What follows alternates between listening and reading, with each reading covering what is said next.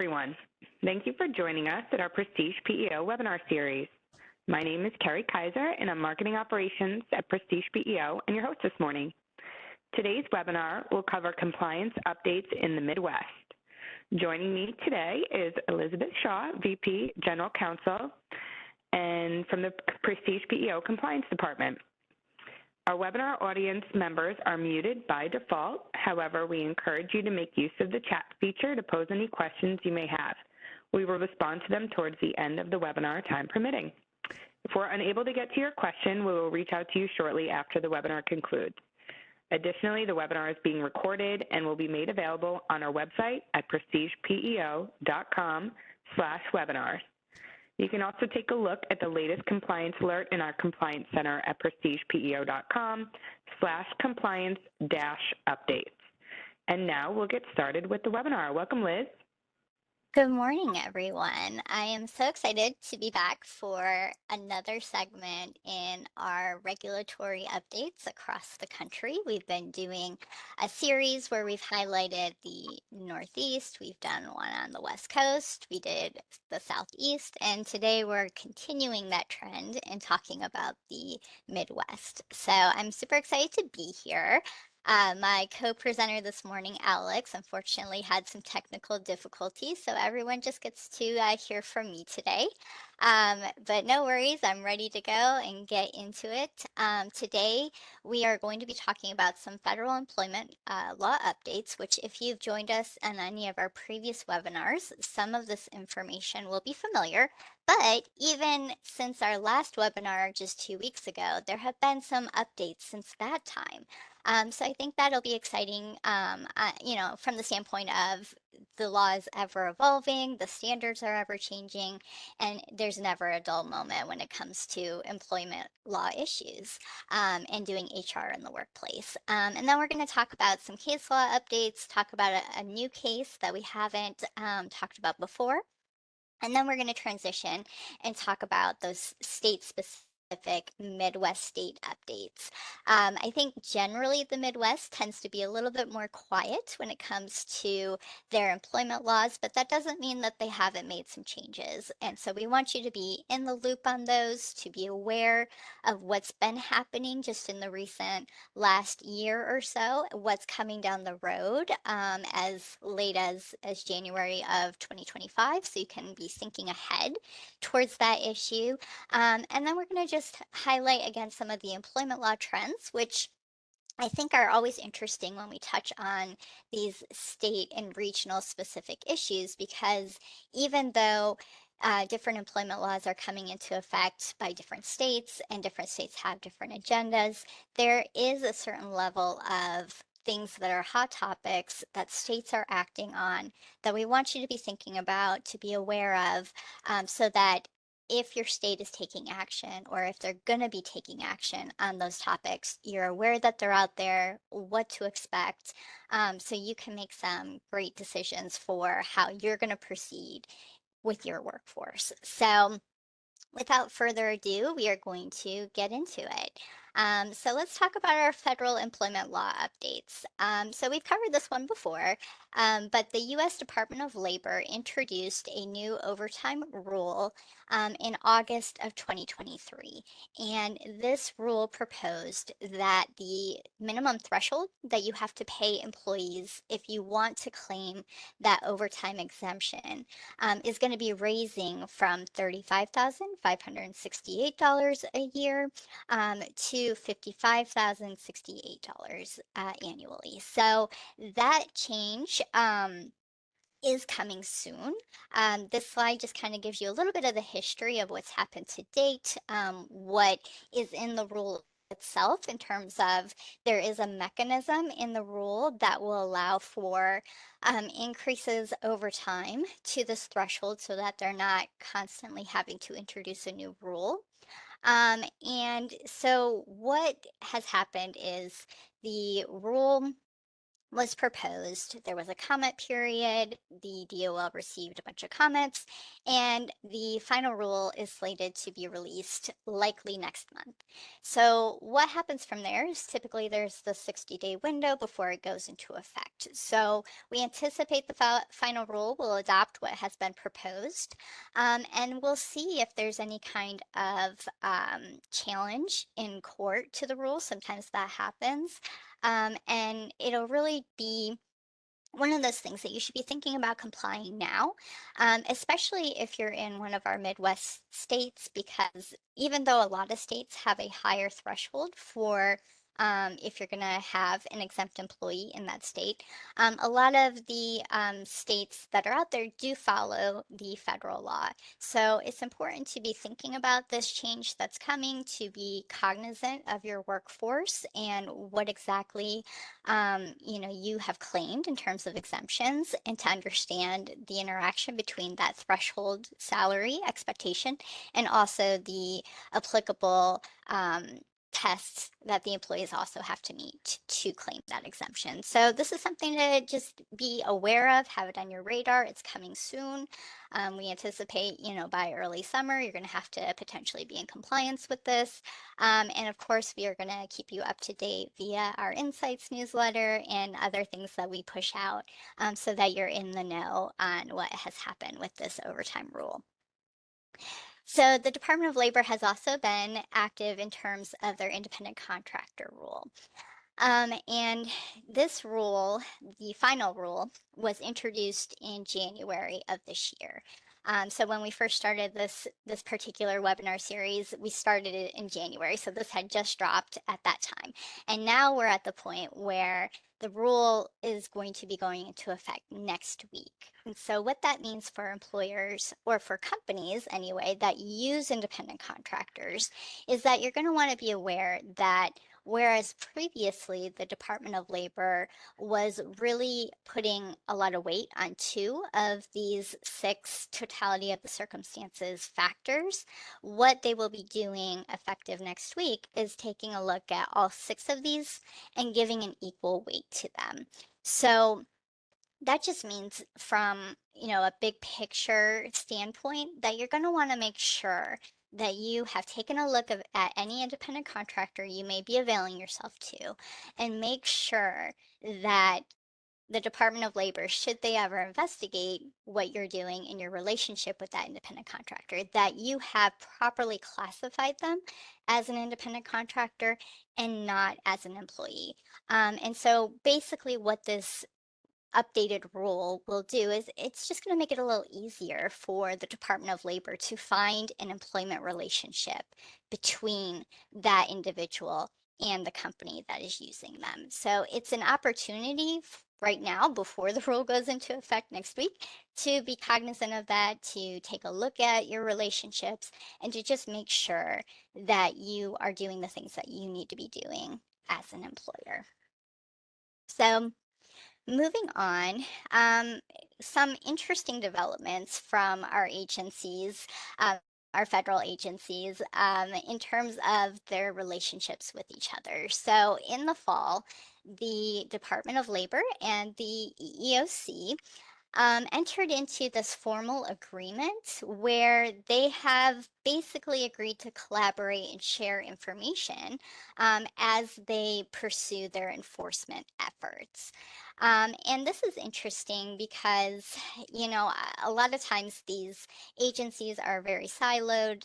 There's not always a lot of communication going back and forth. One can be investigating an issue with an employer over here, and the other one's not involved in that at all. But what this memo has done is it's basically said, look, we're going to be talking to each other about what we're doing and who we're doing it with.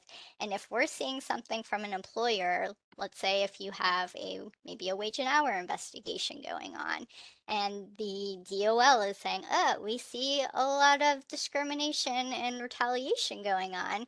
Hey, EEOC, maybe you need to look into this as well. So this is, I think, on the one hand, we want to have workplaces where people are treated fairly, where they're paid the wages that they're owed, where you're not having discrimination and harassment in the workplace.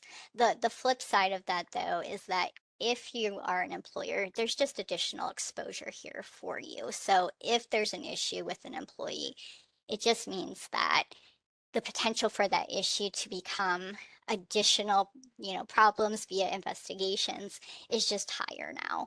And so, it's one of those things. It's that push and pull, and certainly the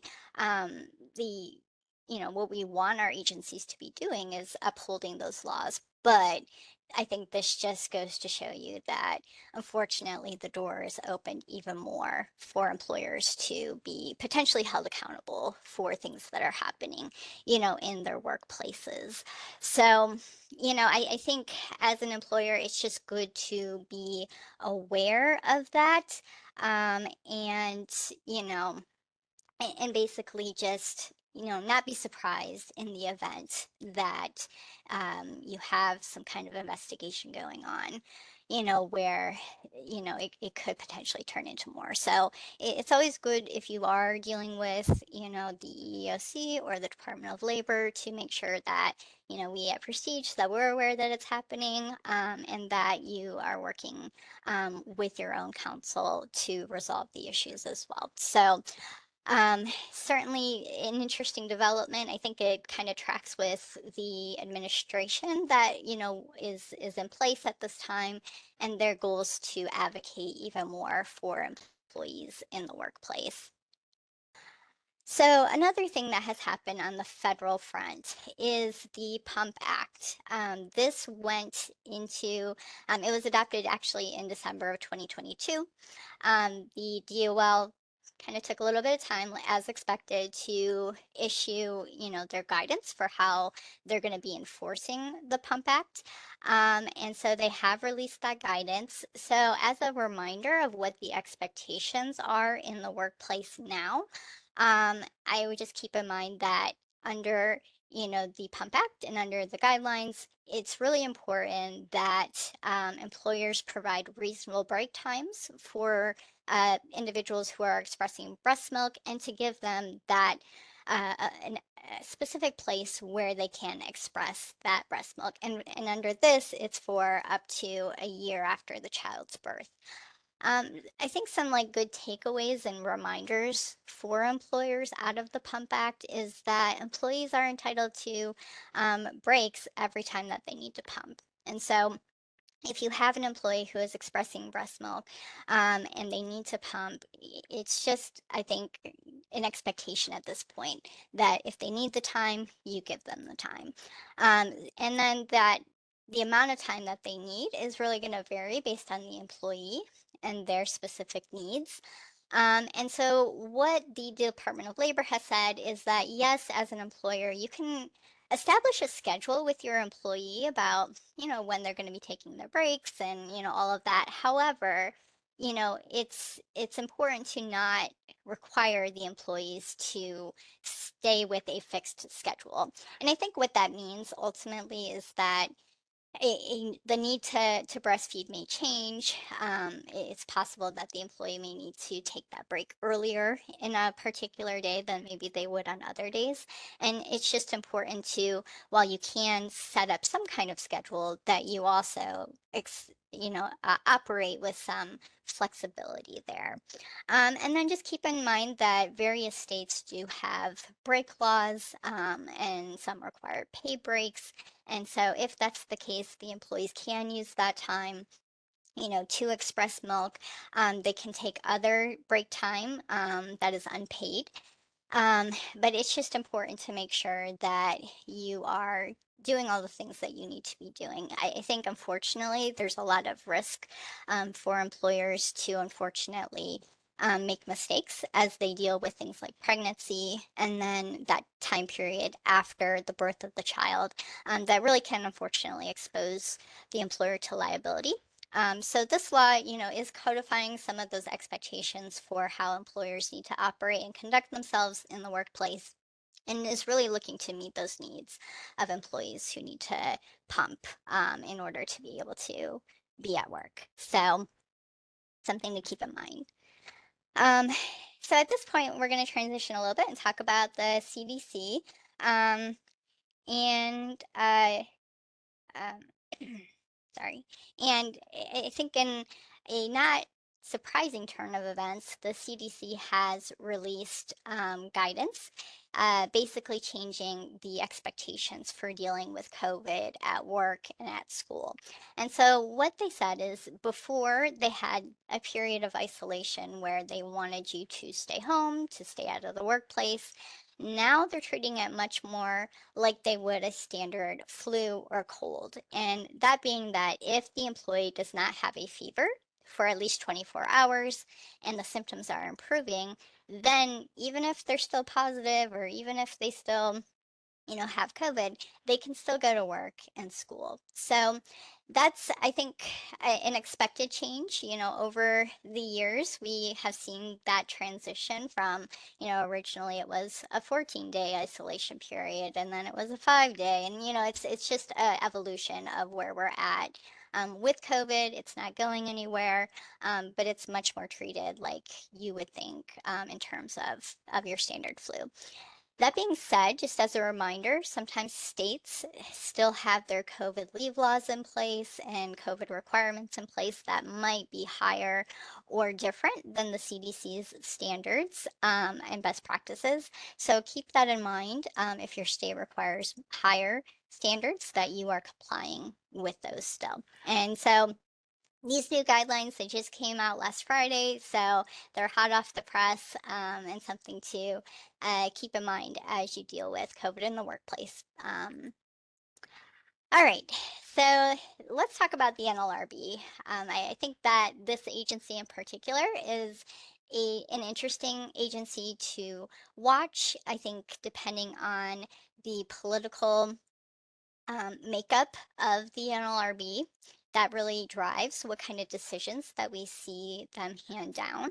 And at this point, we've headed into a more employee-friendly NLRB. And so on, I believe it was in the fall, the NLRB issued a joint employer rule. And this rule really expanded who the NLRB was looking to hold accountable as the employer for things that were happening in the workplace. So the NLRB had this rule come out. It was supposed to go into effect on February 26th of 2024. However, this rule is facing some pretty serious resistance from the business community, just given the reach that the NLRB is trying to have on employers. And so the U.S. Chamber of Commerce filed suit challenging the basically this law, saying that it actually violates federal labor laws. So this rule, they're saying it's not even legal, it shouldn't go into effect. And so it's been being litigated in court. And so what the judge did, each side, they submitted their motions for summary judgment, advocating for their positions. And so what the judge did is he said, okay, we're going to put this rule on hold for the moment while I make a decision on these various, summary judgment motions. And so he said, okay, it's not going to go into effect on February 26th. It's actually going to go into effect on March 11th. So that is our new date to be on the lookout for when it will go into effect, with the caveat that we're expecting a decision from him before then. And it's entirely possible that he may say, this is a violation of the law. If that happens, then, we could certainly see the ruling get appealed. It probably will be either way. But whether or not this rule will really go into effect on March 11th kind of remains to be seen. So be on the lookout, for that. This situation has been evolving over time, but in the event it does go into effect next week, some things to keep in mind is that employers just have more potential exposure here. If an entity has an employment relationship with the employees and they share or could determine one or more of the essential terms and conditions of employment, then they could be found to be joint employers. And so some of those terms and conditions are things like wages, hours and scheduling, supervision and performance of duties. And a lot of these joint employer situations pop up in terms of franchises and franchisees, and whether or not, places like McDonald's corporate is responsible for what's happening in one of their franchisees. But we can also see this take place in other types of businesses, other types of partnerships. So it's important to be aware of this in any kind of business that you have a close working relationship for. Maybe you potentially have your employees working with another company. Like, there could potentially be some joint employer implications here. So the NLRB, they released a fact sheet, and we have a link to it in our webinar. Okay, so moving on, the NLRB, they've been busy. So, and I think that this particular ruling that came down just a couple weeks ago is really interesting for the election year that we are operating in. And so I think that this ruling kind of gives us some guidelines and some caution as we try to really control what our employees are doing, but also understanding where they're coming from when they do advocate for certain conditions. So on February 21st, the NLRB came down with this ruling against Home Depot. And basically what they said is, Home Depot, we have held that you have violated the National Labor Relations Act when you prohibited an employee from wearing an apron called Black Lives Matter in support of the Black Lives Matter movement. And what they ultimately found was that the employee was engaging in concerted protected activity in the workplace. And we did have someone join us who was not muted. If that person would mute themselves, I would appreciate it. Anyway, so what is a concerted protected activity? That is where employees who are union and non-union, they have a right to talk about what working conditions are happening in the workplace, and they're allowed to advocate, for other employees. And what the NLRB found was that by the employee wearing the Black Lives Matter logo on their clothing, that was actually a quote unquote logical outgrowth of racial discrimination protests that were happening in the workplace. And it was also an attempt to bring the issue to the attention of employers. So ultimately, the NLRB held that behavior and that wearing of that clothing was basically for the mutual aid and protection of employees. So I think a lot of employers, would be a little taken aback, by that ruling in terms of, well, what can you do then? Can you just let your employees do whatever they want in the workplace and wear whatever they want? And so I think that does put employers in a difficult position, because we ultimately have some steps that employers should take to make sure that they are putting themselves in a strong position to still be able to have a level of control over what's happening in terms of what their employees are wearing, while balancing out those potentially protected concerted activities that might be taking place. So what should employers do based on this ruling?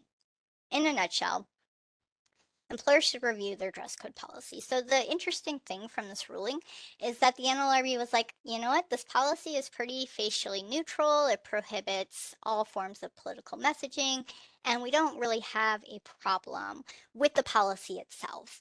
But where they did take issue with it was ultimately in the enforcement of that policy.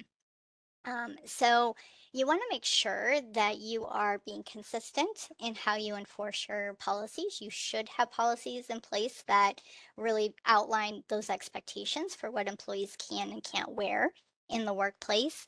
But ultimately, you want to be careful that if you do have a situation where an employee is wearing something or saying something that seems to be political in nature, that you're also evaluating the context in which it's happening and what exactly is the employee trying to convey here. And I agree that it's a little nuanced and difficult for employers to draw those lines and to make those determinations. And I do think sometimes the NLRB really errs more so on allowing employees to do things that, maybe a reasonable employer would be like, we're not doing that, So I think it's tricky, but if you have questions about your policies or you have situations that are popping up that seem political in nature, feel free to reach out to us. That's, these kinds of things are good to talk through, good to think about before you take any kind of actions against an employee for on its face maybe violating a policy, but maybe that the way in which they're doing it has some additional implications that you might want to consider. So that one I think is going to be an interesting one as we work through this election year. All right, so let's move on to our case law update. We're going to cover a couple cases real quick, and then we're going to get into those state-specific things that are happening. So the first case that we're going to talk about is Muldrow versus the City of St. Louis. In a nutshell, this case was about an employee who worked in a police department. She was moved from basically one division to another. It was a unilateral move. However, her argument was that this move was based on sex. It was discriminatory in nature, and that ultimately it was harmful to her. And her argument was, in my other role, I had access to things like overtime hours and I had access to some special privileges. And now I don't in this position over here. So even though on their face they look like equal positions, they're really not. And so this case made its way up through the court system. It went before the Supreme Court, and ultimately, um, the court heard oral arguments in the end of last year, so in December, and we anticipate that the court will have a ruling in June of this year.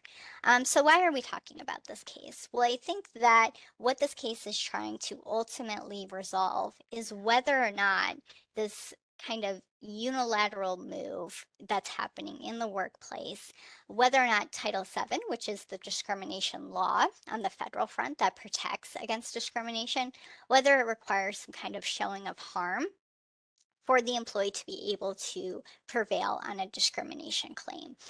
And I think ultimately, from what I've seen and read in terms of the oral arguments, that the justices were sympathetic to the employee. And if they end up ruling in her favor, what that means for employers is that you're going to see an opening of the floodgates potentially for people to be bringing additional claims. So on that front, it is bad news for employers if she is, if she does prevail here. Hopefully, there will be some very clear guidelines to operate within. But it's one of those things where, it's going to be difficult if the court does side with her, because that just means that it's going to be even more difficult for employers to be making decisions in the workplace without additional concerns that now they have exposed themselves to a discrimination claim when really they're making some changes maybe based on their business operations or that specific need that they have with that employee. And it just is going to make it a little more trickier, I think, for employers to navigate. So we'll see what happens with that one. We also have a case called Eisenhower versus Culinary Institute that we wanted to highlight. This was a case that really looked at the Federal Equal Pay Act, and then it also spoke to the New York Equal Pay Act as well. So there were two laws at play here that had to do with paying people equally in the workplace for similar jobs. And so in this case, the plaintiff alleged that the employer violated both laws by paying her less than her male colleague. And what the court basically said was the federal EPA allows for unequal pay if it's based on something other than sex. So the limit to the federal law is that you can pay someone differently as long as it's not based on sex. However, what the court said is that New York law, though, is different, and it holds that there are additional requirements that the factor other than sex must be job related for the position in question. So there were other things at play. The standard was higher. Any kind of differentials in pay had to be related to the job. And so while in this case the defendant prevailed on the federal EPA law, the court clarified that the statutes were very different and remanded the matter to state court. And so I think the takeaway from this and why we're highlighting it is that the case serves as a reminder that state laws can have different standards than federal laws.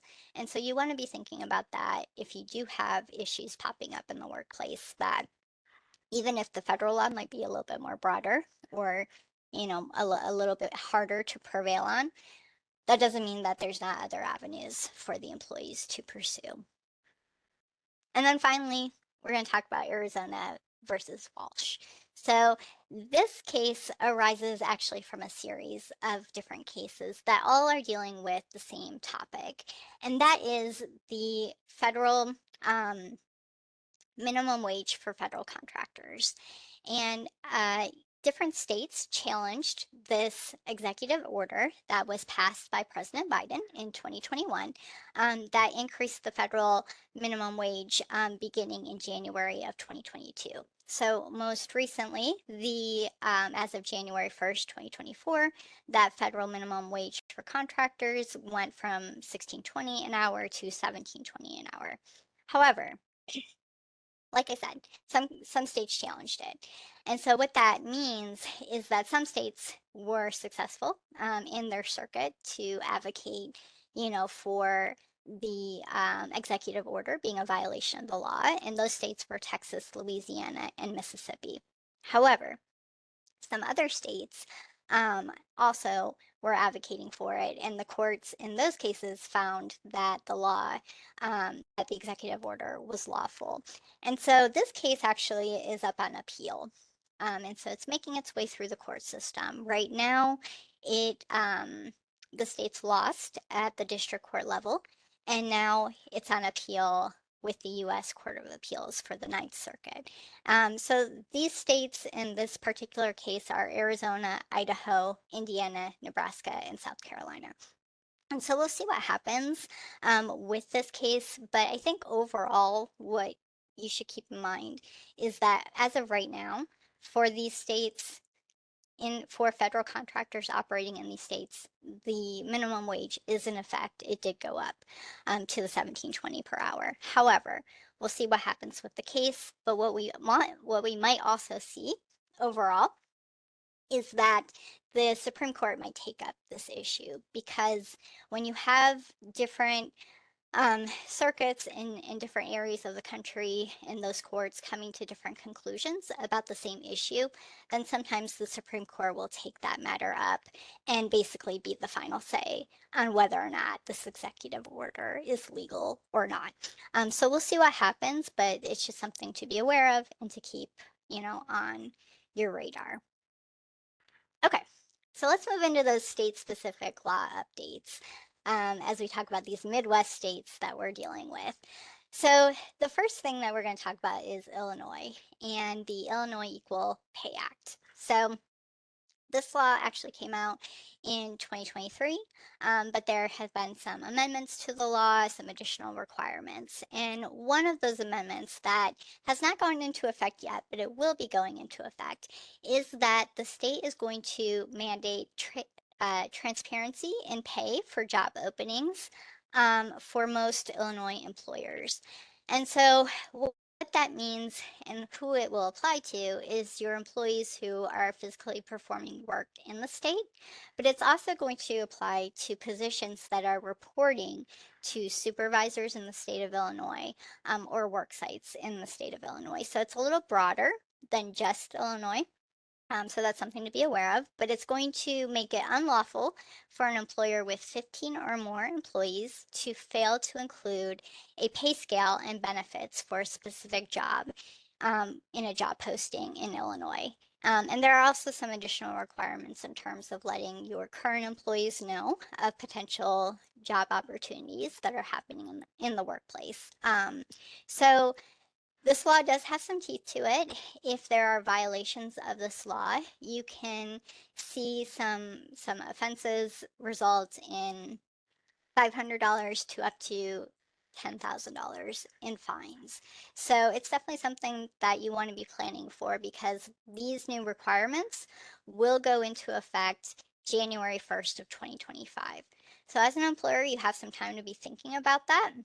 But I think that this law is on trend with what we're seeing happening across the country. So a lot of different states have enacted these pay transparency laws, and this is just another iteration of that, for the state of Illinois.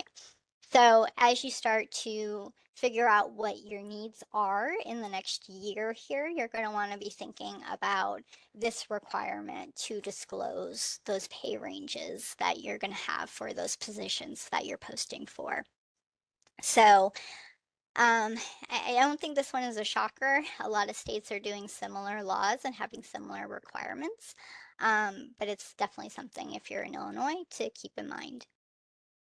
So moving on, talking about Minnesota now.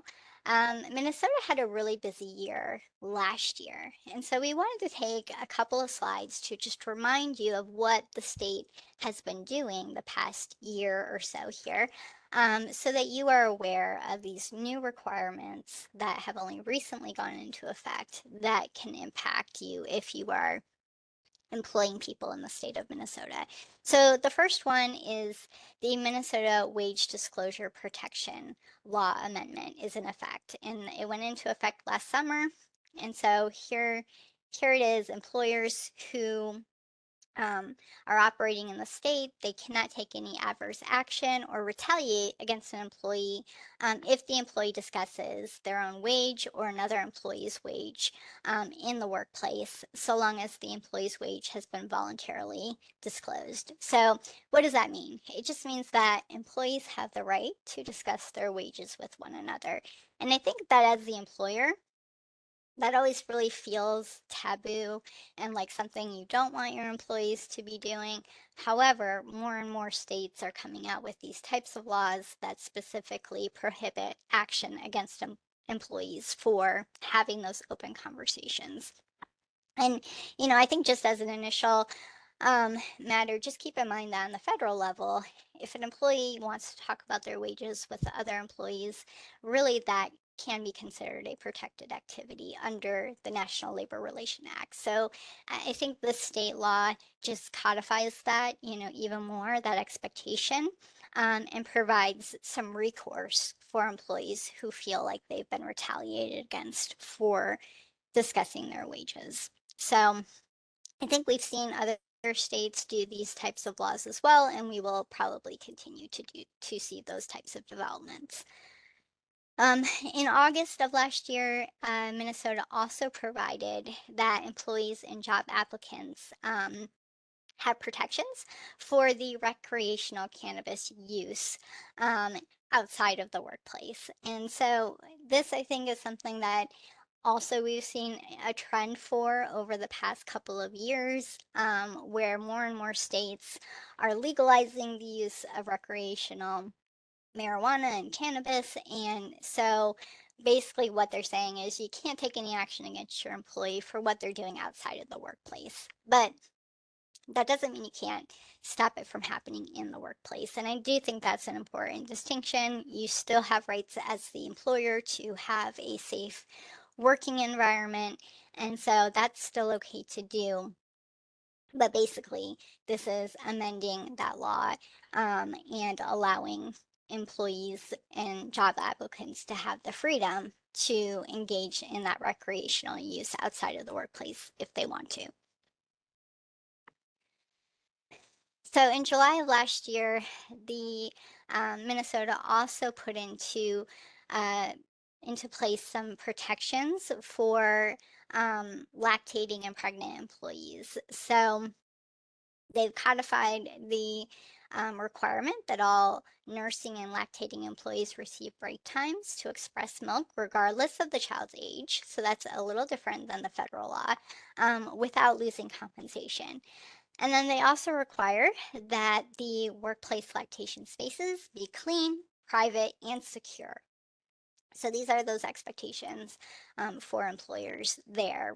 They also passed a law to protect and to hold contractors liable for unpaid wages and other benefits from the workers who are working for subcontractors. So that there's that extension of potential liability if you're operating as a contractor in Minnesota.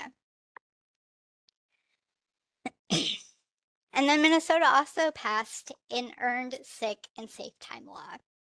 And this went into effect January 1st of this year. And basically what it says is that you have to give 1 hour of paid sick and safe time for every 30 hours worked, up to at least 48 hours of accrued time a year. So what does an employer need to do to be in compliance with this law? Well, they have to provide notice to the employee. And if it's a current employee, you should have done that in January. If you haven't, go ahead and do it so that they are aware of the new law and their ability to avail themselves to it. And then if you have new employees starting when you hire them, you want to give them this notice as well. There is a sample that the state of Minnesota puts out. However, if you need assistance with a handbook policy, we help with handbooks here at Prestige. We're happy to incorporate this law into your handbook policies to make sure that you are compliant. Additionally, employers must include the time that the employee has available to use on their pay stub and their pay earning statement. So you want to make sure that that's happening as well. Okay, and so finally, Minnesota had a busy year and will have a busy year this year for minimum wage updates. So Minnesota at large takes a view of we're going to look to the employer size in terms of determining what the minimum wage should be. So for your large employers, it's going to be $10.85 an hour, and that went into effect at the beginning of this year. And for small employers, you're looking at an $8.85 per hour minimum wage. But there are 2 cities in Minnesota that have their own minimum wage requirements. And the first one is Minneapolis. And so what they say is that if you're a large employer, which they defined as more than 100 total employees, then as of January of this year, you should have increased the minimum wage to $15.57 an hour. Small employers have a few more months before they have to comply. So that would be an employer that has 100 or fewer employees in the workplace. And so come July 1st, the minimum wage will raise in Minneapolis to $15.57 an hour. And then in St. Paul, they have an even more tiered system where their macro employers, which are 10,000 or more total employees, they have a $15.57 an hour minimum wage that went into effect in January of this year. And then come July, depending on your business size, with whether you're a small business or a micro business, you're also going to see an increase in the minimum wage. So feel free to refer to this slide as you kind of make your review of where you're at with your employees in Minnesota. And then finally, we're going to talk about Wisconsin. So Wisconsin has just clarified some of their expectations for when they think that a meal period needs to be compensated versus when it does not. And so they have the state has put out regulations and guidance on it, but then there's also been case law that has also clarified these expectations. So Wisconsin, like a lot of other states, does not require employers to pay for certain breaks. However, the expectation is that if you're not going to pay for it, then your meal period has to meet a couple of things. And the first thing is it has to be an actual meal period. It can't be a rest break, a coffee break, or a snack break. It also has to be 30 minutes or longer. The employee has to be relieved of all duties, and the employee is permitted to leave the company premises. So as long as you've met those expectations, then you don't have to pay, for the meal break. So just keep that in mind as you're doing your day-to-day with your employees to make sure that you are in compliance with this requirement. Okay, so in the last 15 minutes, we're going to just touch on some, I have one more slide to talk about, and that is the other minimum wage updates in the Midwest states. So Illinois increased to $14 an hour, and Cook County also did, effective January 1st of 2024. Michigan increased to $10.33 an hour. Missouri went to $12.30 an hour. Nebraska, $12 an hour. And Ohio, $10.45 an hour. And then South Dakota is at $11.20 an hour. If you ever need to take a look at the minimum wage, just know that we also keep an eye on that, for our clients to make sure they're in compliance. But certainly you want to be aware of these changes and make sure that you are governing yourselves accordingly. So in the last, 15 minutes that we have, we're going to talk about those employment law trends and hot topics for 2024. So the first one is pay transparency. So we saw this a little bit in Illinois. We saw this a little bit in Minnesota, where these states are passing laws that allow employees to be talking about their wages. And it's also requiring, at least in Illinois at this point, to be transparent in your job postings. And this is a trend that we'll continue to see. States really want employers to be open about what it is that they're willing to pay for a position so that employees can advocate for themselves. And so I think even if your state doesn't require it yet, it's good to be thinking about making those changes, because at some point, I think that a lot of states are going to adopt similar laws, and you want to be in compliance with that. So the goal with these laws is often to advocate for women who are often underpaid for the same work as men, and also other minorities. So if you are posting jobs in different states, just be aware of these requirements and make sure that you are in compliance with that state specific rule and guideline. Okay, so let's also talk about data privacy, because this one, we didn't see this in the Midwestern states that we updated on, although Illinois has a data privacy law that's been in effect for many years. But we will continue to see these data privacy laws trend across the country. And so it's always a good opportunity to plan ahead and to be looking at your internal processes in terms of how you handle sensitive data to make sure that you're using best practices, that you're in compliance, and especially in this day and age of, cybersecurity concerns, that you're making sure that you are doing everything you can to protect your employee data and your company from exposure. Additionally, a lot of states have taken some steps to limit employers' abilities to enter into non-competes. And while we haven't seen this necessarily yet with our Midwest states, we have seen a variety of states try to limit non-competes and the ability of employers to have them. I will say this, most states do have some limits into the time and the scope and the distance with which you can use a non-compete. So you always want to make sure that if you are using them, it's in compliance with the laws that are already in place. But just know that a lot of states are taking some additional steps to limit employers' ability to even use them. And it's even gotten some interest on the federal level. The Federal Trade Commission may announce in April their stance on whether or not they will allow for non-competes. So it'll be interesting to see what happens there. A lot of states have already taken steps to ban non-competes, and one of those is actually Minnesota. So I want to highlight that. And so it's ultimately the issue is that public policy concern for employees to be able to avail themselves to finding a new job, and to have that ability to support their families, to not have to rely on government assistance and all of that. So non-competes are a legitimate tool for employers to use.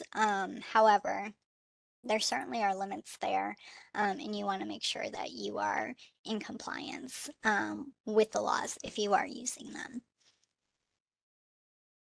Also, paid family leave funding is trending. A lot of states have taken to requiring employers to do payroll deductions and have been setting up these paid family leave benefits for employees to avail themselves to. So I think we'll continue to see states enact those types of laws over the next few years.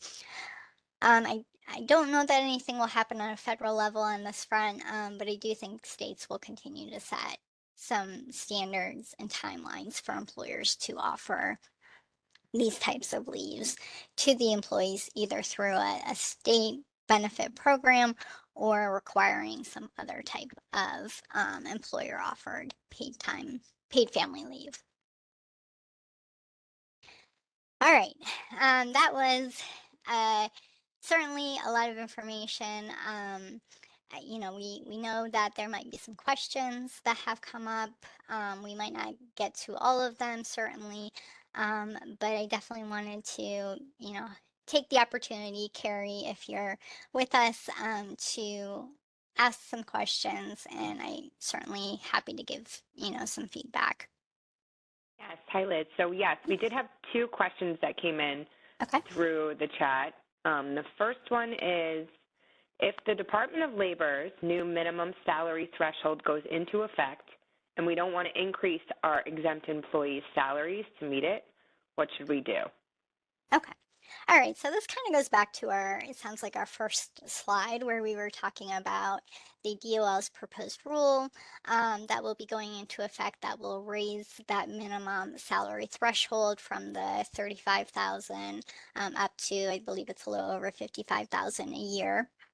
And so what I'm hearing is that the employer is saying, if I'm understanding the question correctly, that I don't know that we can afford to pay that 55,000 a year, or maybe it just doesn't make sense given the amount of people that we would have to raise to that salary level to continue to claim that exemption.